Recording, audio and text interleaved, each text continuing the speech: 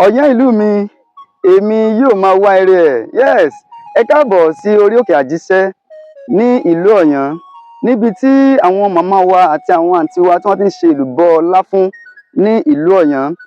Òkè àjíṣẹ́ yìí wà ní ẹ̀yìn Jehovah Primary School ní Òkè Odò. Gẹ́gẹ́ bí a ti ṣe mọ̀ pé kékeré Ọ̀yán akínni, àwọn àgbọ̀yán àwọn lọ̀mọ̀ràn, èyí lè jọmọ̀ ìlú Ọ̀yán kó yẹ ọ̀lẹ.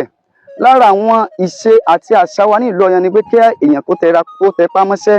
As a matter of fact, ó wà lára àwọn àmúyẹ tá a fi máa mọ̀ pé yes, ọmọ ìlú Ọ̀yán ni ẹni yìí ṣe. Òkè àjíṣẹ́ yìí jẹ́ ọ̀kan lára àwọn òkè tí wọ́n ti ń ṣe àpáta ní ìlú Ọ̀yán.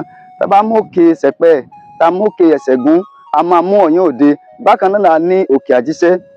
Ọ̀yán ìlú mi, èmi yóò máa wá ire ẹ̀. Ẹ máa bá mi ká lọ bí mo ṣe ń lọ sí orí òkè àjíṣẹ́ láti fi bẹ̀ hàn yín dáradára. God bless you all. Orúkọ mi ò tí ì yí padà o. Olúwakáyọ̀dé ọmọ Adébísí ni mí, tí ọ̀pọ̀lọpọ̀ mọ̀ sí Kò Rí Bẹ́ẹ̀. Ẹ ṣé tẹ̀ ń darapọ̀ wọn ní gbogbo ìgbà.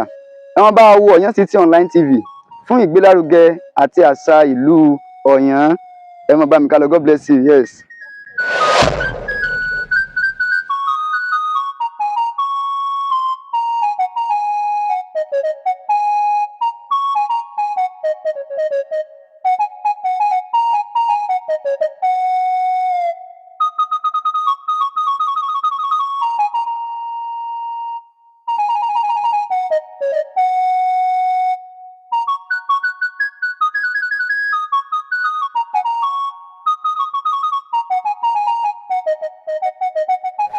Iṣẹ́ èlùbọ́ láfún là ń ṣe níbí báyìí.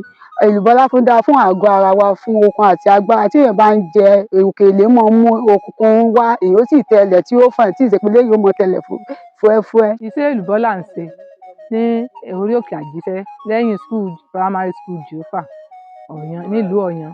Orí òkè àjíṣẹ́ ní ìlú Ọ̀yán ni a wà, léyìí tó wà lẹ́yìn Jehovah Primary School lókè Odò láti ń ṣe èlùbọ́. Ní Ìbàdàn ni, ní Èkó ni, ní Ìlọrin ni, ní Àbújá ni. Ẹ wá mọ wa ra èlùbọ́ nílùú Ọ̀yán. Èlùbọ́ wa wà yanturu, a ṣe ń dáadé. Èlùbọ́ wa sì lókùúta, ó ní tì, ó funfun.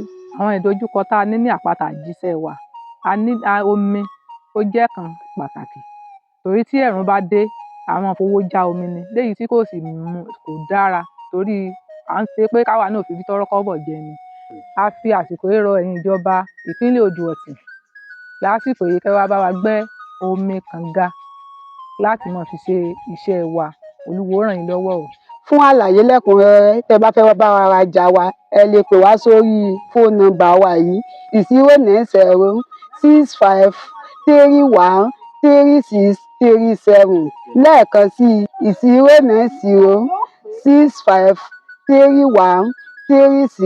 09065313637. Ẹ ṣé gan o, a ó máa retí yín o, ẹ mọ̀ ta o. Orúkọ mi ò tí ì yí padà o. Olúwakáyọ̀dé ọmọ Adébísí ni mí, tí ọ̀pọ̀lọpọ̀ mọ̀ sí Kò Rí Bẹ́ẹ̀. Ẹ ṣé tẹ̀ ń darapọ̀ wọn ní gbogbo ìgbà. Ẹ máa bá wa wo Ọ̀yán City Online TV fún ìgbélárugẹ àti àṣà ìlú Ọ̀yán.